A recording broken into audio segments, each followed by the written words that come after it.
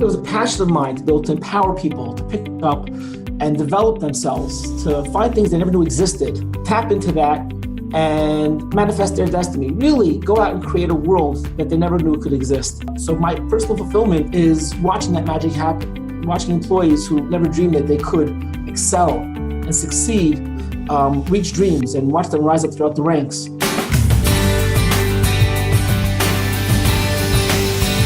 Caution, you will begin to love your 9-to-5 with this show. Join us as we explore and discover your unique strengths and learn to apply them to your daily business activities with your host, Shmuel Septimus. Just before we get to this week's episode, I just want to share with you the exciting news that behind the scenes I've been working with Adam Lieberman from episode number 7, working on creating a sales training course together, and is now available on Udemy. You can go straight to shmuelseptimus.com/course. Again, shmuelseptimus.com/course to get your discounted price for only $10. All I would ask in return is that you leave us a nice honest review on Udemy, just something that's very easy to do. Thank you so much for taking the time and going to that link, shmuelseptimus.com/course. And now for this week's episode. I'm excited to introduce to you today our guest. Our guest today is Yitchok Kornblau.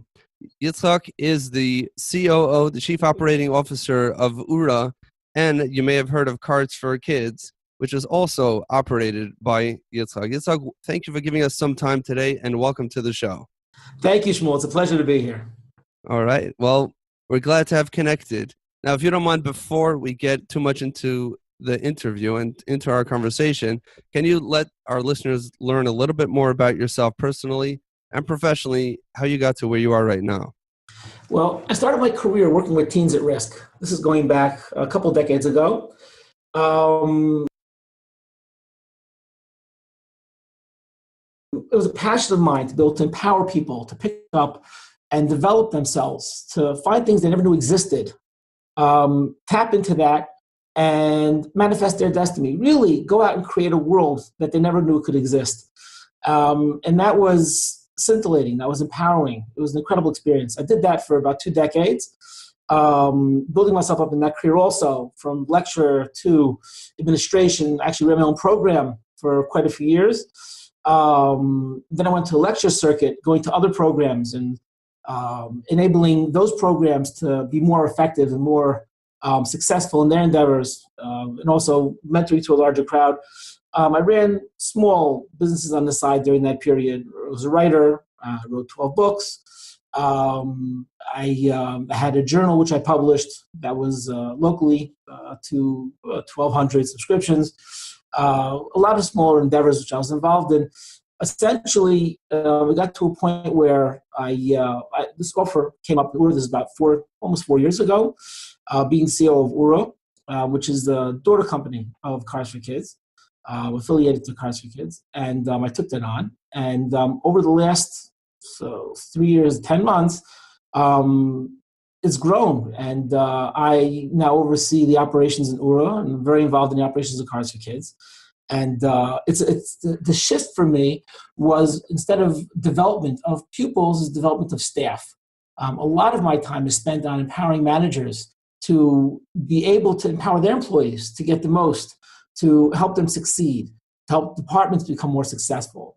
That's the human element. I'm also in systems and processes. We're state-of-the-art, using metrics, using all kinds of systems, automation, AI, to be able to make the most effective systems possible. You think of charity, you think of people working a very, makeshift kind of reality, but it's not. Things are streamlined. The employees are motivated, and there's a lot of very positive energy going on over here, and I like to contribute to that. And so my personal fulfillment is watching that magic happen, watching employees who never dreamed that they could excel and succeed, reach dreams, and watch them rise up throughout the ranks. That's it's a big part of which makes me go. Okay, well, that is quite a bit there that we just want to unpack a little bit. But first of all, you very casually mentioned that you wrote 12 books. Congratulations on that.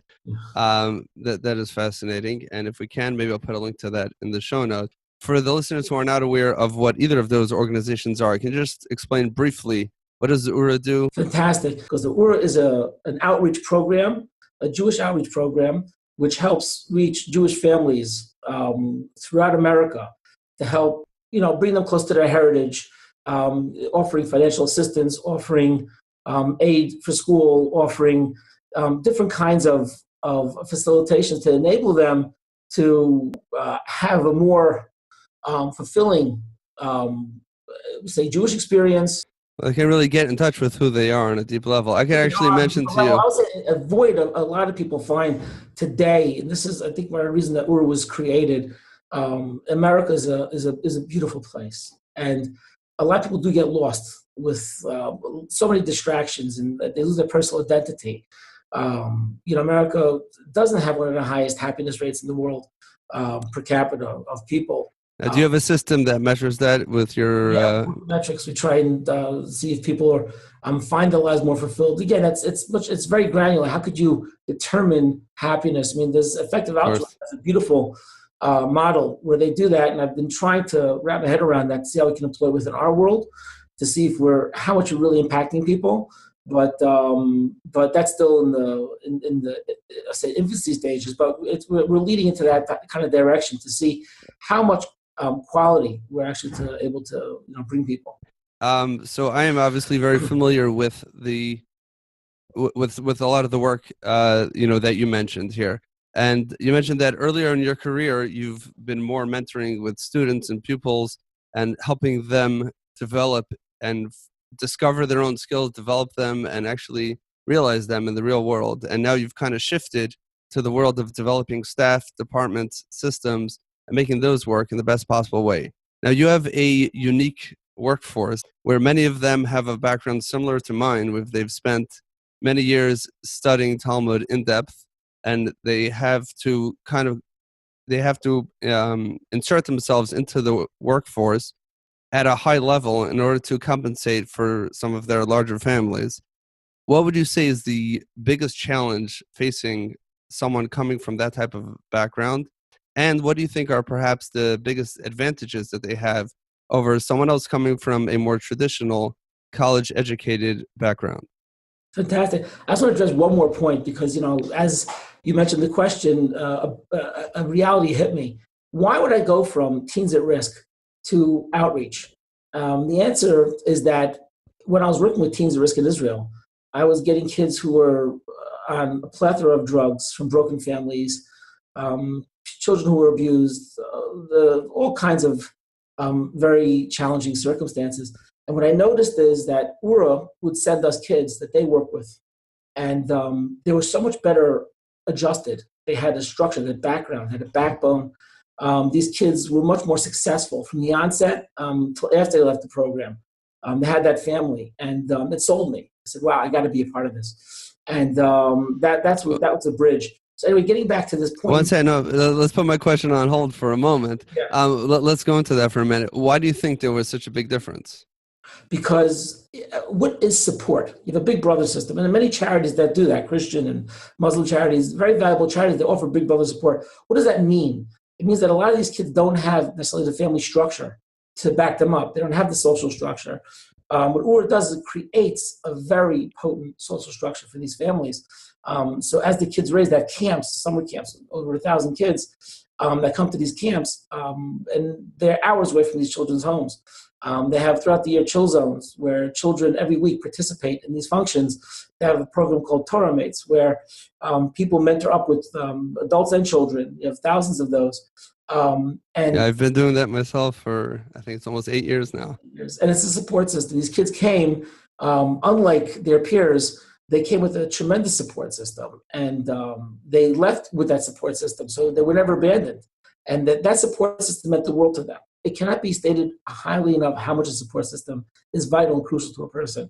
And that's what URA is offering for a lot of these families. So that could be another whole conversation. But let's move on to the career part of this conversation. So again, getting back to the question is when we have the Kollel fellows, the people who had spent their time years, sometimes maybe even a decade or two in Talmud study and then they're coming into the workforce needing to start at a very high level. What do you think are their biggest challenges and the biggest advantages they have going for themselves? See, you're making a good point. It's important to frame what is kollel. In the typical system, typical family, a person goes to elementary school, they go to high school, and they go to college, or they don't go to college, they go straight to a vocation. In kollel, the mentality is, no, you go to yeshiva, which has, of course, English studies. You go to a high school, which has, of course, English studies, but a large focus of the day is on religious studies. And a person, instead of going to college, or instead of going to vocational school, or to apprentice, or even get a job, they go to a reality where they're studying Talmud as an exclusive focus. That is their day, that is their night, that is their world. And they can spend years, until 25, 30 years old, in that structure. They're supported by their families, they're supported by special stipends that the community offers them. But at the end of the day, when that person gets to the point when they want to be able to be independent, support their families, not everybody could use that experience to be able to generate the proper income. Many people do go into rabbinic, rabbi careers, and many people do go into careers that education can help foment a better future for them. But there are also quite a few who don't have that opportunity, and they have to hit the workforce. The unique problem that they have is that they have the disadvantage of not having that college education, the disadvantage of not having that background of focusing on creating an income to support a family. I'm going to write this point, put a rejoinder in. I'm going to qualify that statement, actually. You said, what's the advantage of being in kollel? The advantage of being in kollel, which does benefit many of these people, is what are they doing for that period they're in kollel, whether it's 1 or 5 or 8, 10, who knows how many years they're sitting there, is that they're involved in rigorous intellectual debates, pursuits. And rigorous is really also an understatement. You're spending your entire day on finite points, on clarifying and weeding out inconsistencies and falsehoods. And when these people hit the workforce, they found there were studies in Hebrew University in Jerusalem. They often had an advantage over a person that came with secular education, because it's not as rigorous necessarily. There are people of course, in secular world, regular high school, they have a rigorous pursuit.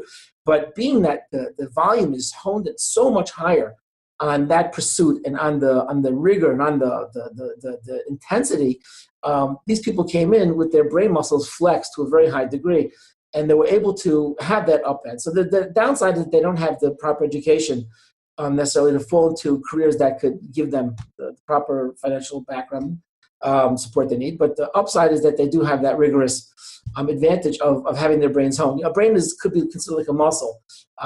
As you get older, it becomes harder to learn new things. One of the things, there are studies behind this, you can Google this, that if you continue working on a part of your brain, that part will remain healthy and can actually develop and become sharper with age. A person that's 19, 23, 25, you can still always learn and develop. But a person gets 30, 40 years old, it becomes much harder. But if you continue with certain pursuits, intellectual pursuits, your brain maintains that elasticity and that ability to be able to hone it on very specific disciplines that many other people that age can't do. So it's a person actually could be 30 years old, hit kollel, and boom, and still have that rigor and vigor of someone much younger than them, and have the tools and the brain muscle to be able to accomplish that. Okay, I mean, another point, obviously, that was mentioned is that besides for the challenge of not having some of the tools, some of the skills meaning technical skills, and even being somewhat secluded from the general population. But in addition to that, is that a regular person who goes through the regular college route can start at a starting salary and can slowly work their way up without having any real financial responsibility, as opposed to someone who's coming out of kollel and they're 30 years old or 25 or 35 or whatever it is, and they already have a wife or children to support, and they have private school tuitions to pay. So their starting salary needs to start very high.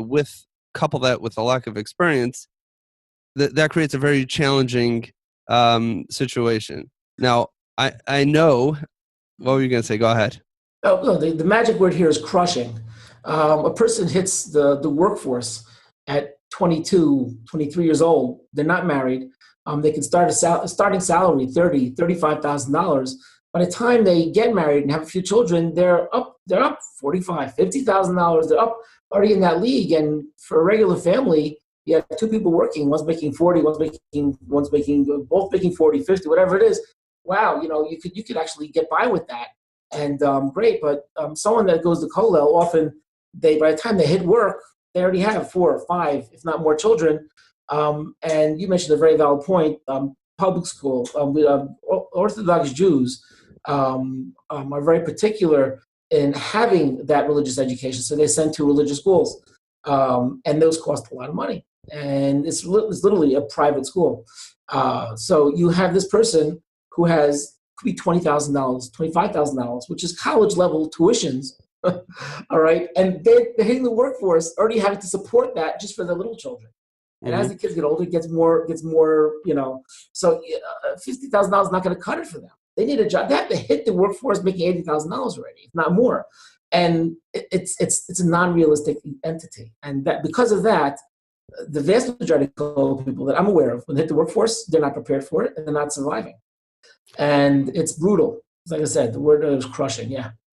Okay, so this is why I'm really, really excited that we're having this conversation. I haven't really shared this with my listeners before, but I actually don't know you as well as I know myself, but that is exactly the background that I came from and why I had to jump into nursing home administration without having been on a payroll before or been outside or been exposed. But in general, if we want, let's talk directly to somebody who has just begun this transition and just is taking on his own financial responsibility and his whatever financial support systems are drying out, and he knew the time is coming and he's trying to figure out which direction to go into.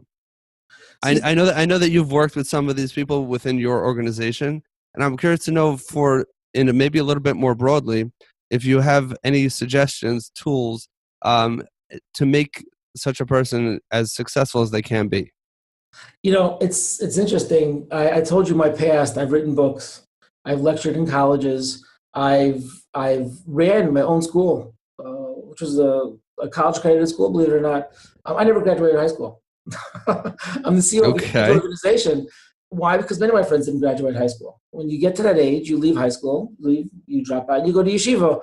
So a lot of these people don't even have high school diplomas. Some of them do. A lot of them don't. And I mean, it's funny. I recently looked at a GED test. I can get 100 on it. You know what I'm saying? I literally just went over it. I do it with my children. They come to me with all the questions. I have teenagers. And I just helped them with I had to look into the book. I just know, I learned all these things as time went on. But I really should do it. But at the end of the day, I've studied quantum physics and I enjoy this kind of stuff, but that's the side point. But at the end of the day, the reality is that, yeah, okay, you have a disadvantage. You have a disadvantage. You could succumb to that, or you could take that and you could charge forward. I am a firm believer that there's nothing you can't do. Never succumb to a reality because it looks challenging. And that belief has carried me throughout my life and has enabled me to do many of the things that if you told me when I was 20 years old, I'd be overseeing 300 employees, I think you're nuts. But the reality's there. You can do it if you set your brain to it. I want to say one point, if I may interject. I might take the microphone for a bit over here.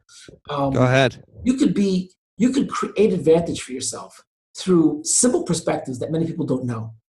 And I use this as an example. What can you do to make yourself more valuable? You're a commodity at the end of the day. You want to make yourself valuable to a potential employer to hire you. So an employer looks out and he looks at candidates, potential employees, as a commodity to help his business grow. What's going to make you stand out?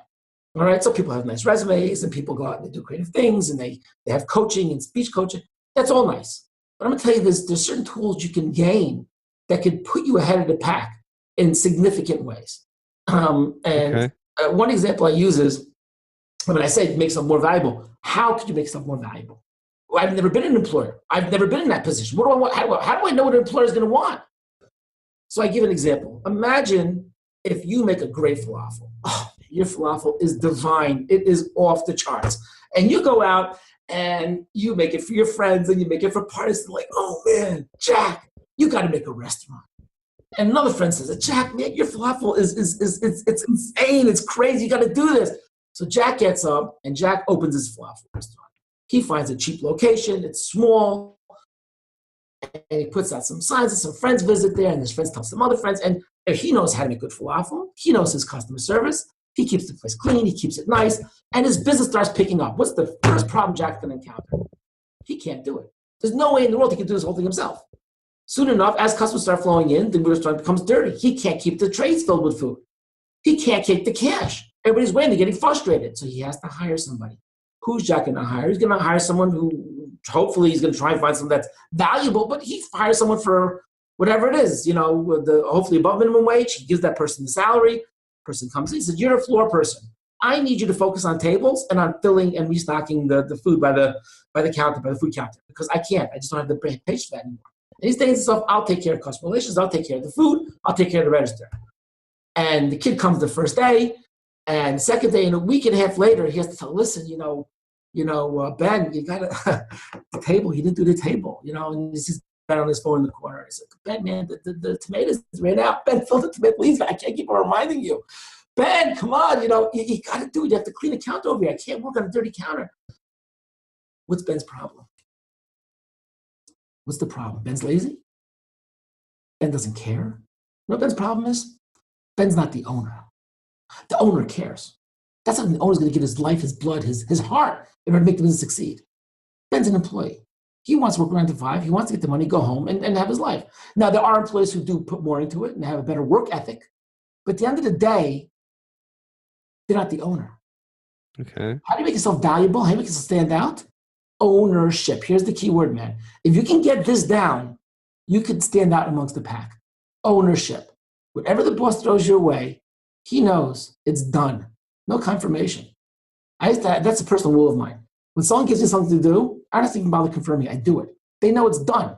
They don't have to wait for confirmation because they know it's done. The second you give something to me, it's going to be done. That's my work ethic. And because of that, people trust me. My colleagues trust me. My employees trust me. And my employers trust me. Whoever I work with, because they know it's going to get done. When you have that kind of ethic, the boss looks at you, you're priceless. You're worth your weight in gold. That's the key. Your first job, you get that, boom! Not just that they like you, they need you. Because what's the boss? What's the first thing on his mind? He doesn't want to think about the tables. He doesn't want to think about the counters. He doesn't want to think about the register, and he's going to get to the point where he's not going to want to think about making falafels. He wants to build a second business. And if he has someone on the falafel counter that owns those falafels and he owns that responsibility, you're worth more than anything to that boss. And there are people like that. Not a high enough percentage of them. You can't become an outlier and ace that. Now, that's step number one. You're saying to yourself, well, it's after you get the job. How do I do before I get the job? I'm going to tell you a story. I met a kid in the mall 4 years ago. I was shopping. I met a student. This kid, his parents were separated. He was abandoned for a while. Whole story. He's getting his life back together again. Good kid. And I meet him in the mall. Big hug. What's going on? Oh, And he said, so what are you doing here? And he said, well, I'm looking for a job. I said, awesome. Let's talk about it. Let's talk it through. Let's see what's going on. He said, well, what happened is that I'm in this mall all day long. I went to every single business to business, and I only have one lead. I said, let's talk about that lead. Why was that lead unique? He said, well, I'll tell you. When I was a kid, I used to go shopping there. And I have fond memories of the place. I said, yeah. So when I went to the boss, I told him, I said, I used to go shopping. I used to love this place. What is the boss hearing? He's going to own his job. And not just own his job, but he heard sincerity. I can go up to you and say, something, Shmuel, you're a great guy. I love everything you do. The Dale Carnegie effect. You don't believe me. But if it's sincere, the boss is going to feel it. I tell candidates, before you go for a job, any job, take at least a day. And if you're serious, take a week. Research that job. Learn what it's about. Become passionate about it. When you come to the interview, don't effuse non-sincerity. Relate sincerity. I saw what you did. I like this. I want to be a part of it. I'll be honest with you. I have 5 jobs on the table right now. This is the one I want to work out because I like this. And I'm passionate about it. Yeah, but as you know, you can't fake sincerity. You have to really believe it. That's just don't spend a day. Spend a week if you can. If you can't spend a day, but at least spend some time. Become passionate about it. If you're going to go in there, you're going to give a guy lip service, a woman lip service, boom, you're not going to get anywhere. Go in and give that person sincerity. Become passionate about it. Express that to the person. And when you get through the door, and you're going to get through a door, when you get through the door, to the same time, one of my sons went to work, and he took a job managing a wine store. And his boss loved him. He really loved him because my son has this work ethic. He's passionate. He loves it. After like a year, my son said, I'm leaving that. And he went to a different job. And the boss was decimated. He said to me, what can I do to get your son back? So my son quit on you. He dumped you. He gave you a week notice, but why would you run back? I've never had anybody like this before. He really cared about the business. I'd come into the store, he wouldn't see me, he'd be like dusting things down. he really felt he owned it. That's what it's about. Let people see you're passionate about what's they're passionate about. Here is the key common denominator. The owner is passionate about his business. If you can start your relationship by infusing a corollary, a common denominator with the owner that you also have, not necessarily passion, don't fake it, but interest, the sincere interest in the business, that's step number one. Step number two, when you get through that door, show ownership. If the boss, I'm telling you, if the boss sees that whatever's sent to you is done without confirmation, you become priceless. And you're going to get promoted. If the boss is a decent human being, they're going to promote you. And that's just the reality of life.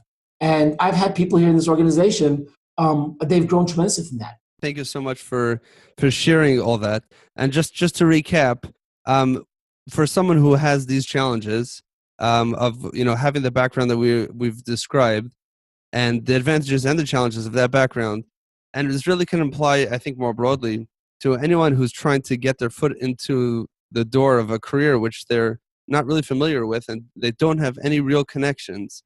So really, just by taking ownership of whatever the job is, that's once you have the job, and coming across in an authentic way, showing the passion that you have for that job and for that career, for that interest in that particular offer that's on the table, can really, push you that much further. Now, at the same time, this can also compound the challenge that we discussed earlier, because if you need to start your first job at $80,000, you need to get up there really quickly, even if that's not your first job, but you can't wait 5 years to get promoted, and you don't have a passion for whatever it is that happens to offer that type of compensation. You might have the skills to do it, and you might have the connections to get the job, or you might have the charisma to get the job, but if you're not really passionate about it, then what's going to end up happening, that even if you could get through the door and get the job, then you're stuck in that $80,000 job and you're not going anywhere. You're saying a good point. It's hard to change a system, and I'm not here to change a system. I value everybody's choices. If someone feels it's valuable for them to go and spend 5 years in a cold environment, it's a beautiful thing because that's something they're passionate about. A thought comes to mind. Perhaps maybe people take an hour a day. You do it 2 hours a week, 3 hours a week. It's not that much time. Take online courses. All right, pad yourself. So by the time you leave that environment, that cocoon, and you're in the real world, and it's windy, and it's inclement weather, you're not exposed and bare. You're coming out with something. It doesn't. I'll tell you, they have a lot of very, very effective and valuable online courses. It usually takes 2 years, a year or 2 years to get something. You spread out throughout 4 or 5 years, you can still get it. All right, so spend your 5 years in college, but by the time you're done, come out with something. The value of that, a CPA, someone that comes in with an MBA, for example, and they want to go for a CPA. Someone that comes out, MBA is harder, more time, but at least you come out with bachelor's in something. You're at least a step ahead of where you would be. It's a thought process, but you're making a good point. And let's say that's not the proper thing. The person doesn't want to do that. The reality is that most people struggle. They do struggle, and it's a daunting challenge. Is there a magic answer to that? No. Is there advice to help these people out? Yes, there is advice. Like I said, there's different approaches you can take, which apply to everybody. Another thought came to my mind. When it comes to ownership, there's fear. A lot of times we don't believe that we can do things. We don't believe in ourselves. And, there's a famous actor, Will Smith, he says, everything you want in life is on the other side of fear. All right, your fear is what's preventing you from attaining most of your dreams. And it's a And reality. I'll just add to that, your fear is also pointing exactly where your growth opportunities are. Fantastic, Shmuel. I agree with that 1,000,000,000%. And here you are, and you have a picture of what you'd like to do, and you believe deep down inside that you can do it. But the second you pick up that phone, the second you start typing an email, you can't do it anymore. All that rush of energy trickles down, and you're left with a little puddle of lack of, which is whatever resolve you have left. You just can't do it. Why? Because I'm scared. I'm scared of failure. But I always say to people, I say, right now you have nothing. You have zero. What do you have to lose? Someone's going to say no to you? So it's a bruised ego, a drop for bruised ego. How many times I was said no to, but I kept on pushing. People will say no to you. But each time it gets a little bit easier. But then when they start saying yes, all you need is one yes. That's all you need. Capitalize on it. Milk it. Extract it. Get to the point where that one yes turns into your biggest opportunity. But again, you have individuals sitting in the workforce. They land their job and they get comfortable and they come up to me. And I have it here where I live now. I had it in other places. I said, what do I do? You know, my boss is not promoting, not giving me the opportunity to be able to grow. They said, well, I want you to tell me one thing this year he gave you that you felt you couldn't do.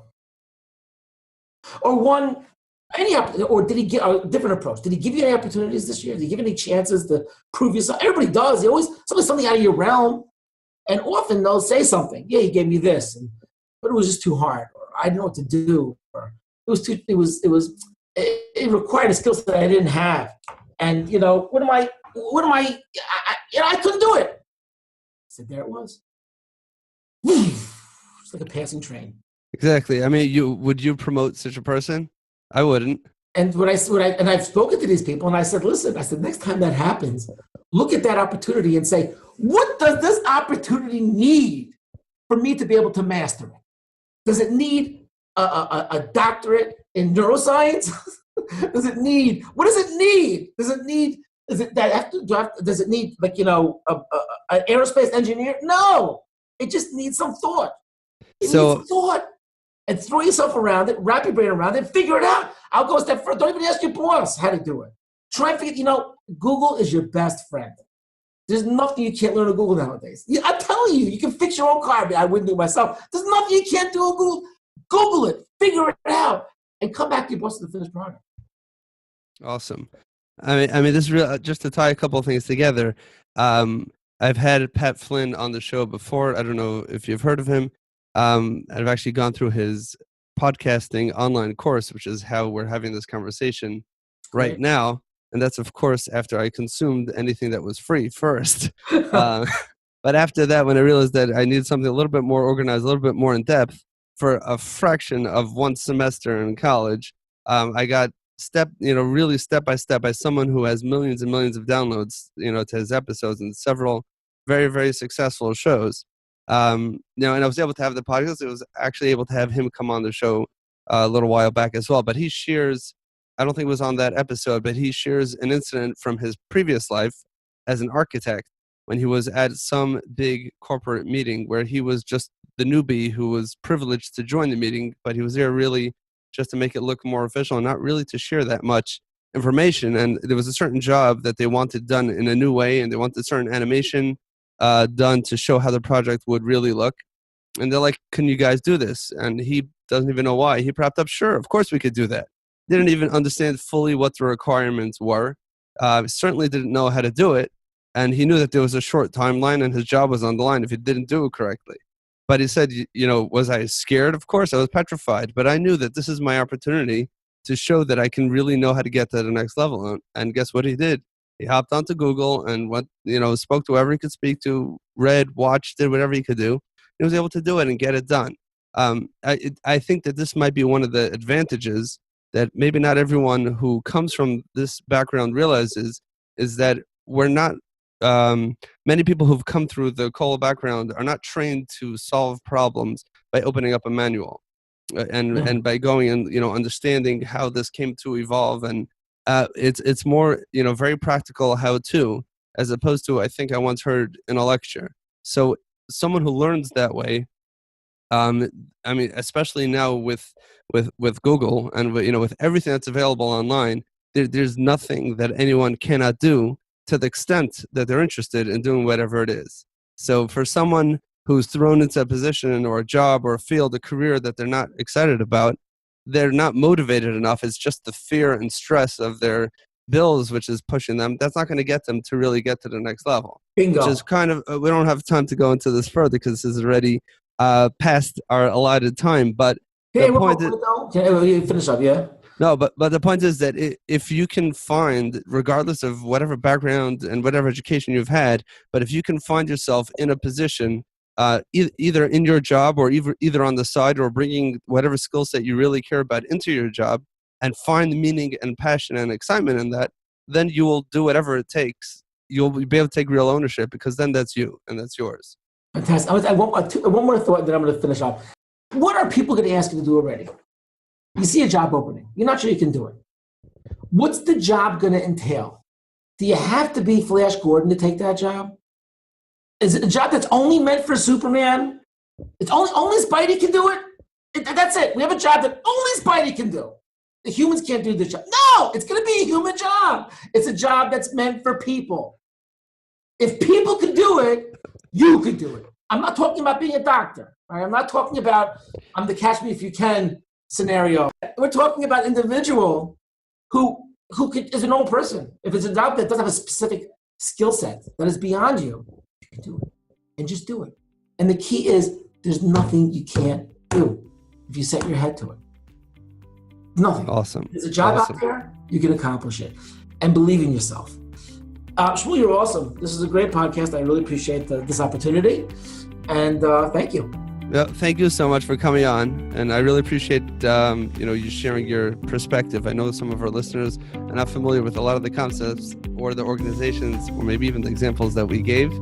I know we both really used a concerted effort to try to make this as understandable to everybody, but there's definitely so much content that was just shared right now that can definitely be shared and applied and implemented regardless of whatever background you might come from, and it could really help propel our listeners to the next level. So thank you so much for your time. Thank you, Shmuel. Have a great day.